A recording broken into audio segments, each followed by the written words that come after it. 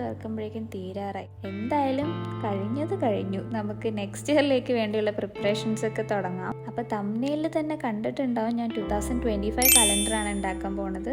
So ആദ്യം sketch ബുക്കിൽ കുറച്ച് ടുലിപ്സ് ഒക്കെ വരച്ചിട്ടുണ്ട്.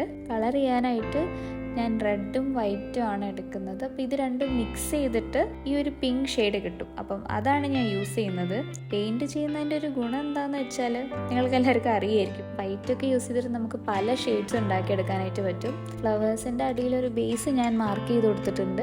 അതെന്തിനാന്നുള്ളത് ലാസ്റ്റ് നിങ്ങൾക്ക് മനസ്സിലാവും. പിന്നെ ലീവ്സിൻ്റെ കാര്യത്തിൽ ഞാൻ ഈ ഒരു ഗ്രീനും ഈ ഒരു യെല്ലോയും ആണ് സെലക്ട് ചെയ്തിട്ടുള്ളത്. ഇത് രണ്ടും മിക്സ് ചെയ്യുമ്പോൾ കിട്ടുന്ന ഒരു ഷെയ്ഡാണ് ഞാൻ ചൂസ് ചെയ്തിട്ടുള്ളത്.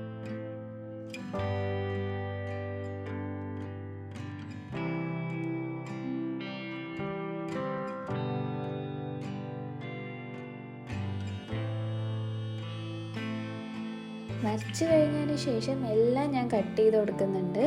ഞാൻ പറഞ്ഞില്ലേ ഇതുപോലൊരു ബേസ് മാർക്ക് ചെയ്ത് വെക്കണം. 10x10 സെൻറ്റിമീറ്ററിൽ 12 ചാർട്ട് പീസസ് കട്ട് ചെയ്ത് കൊടുക്കുക. എന്നിട്ട് 2025 കലണ്ടർ നോക്കി ഇതുപോലെ എഴുതി കൊടുക്കുക.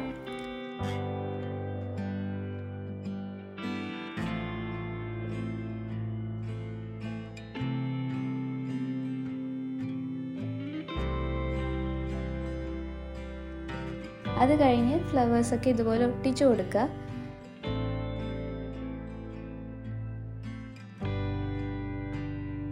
ഇനി നമ്മൾക്ക് എല്ലാം ഇതുപോലെ സ്റ്റാൻഡിൽ അറേഞ്ച് ചെയ്ത് കൊടുക്കണം.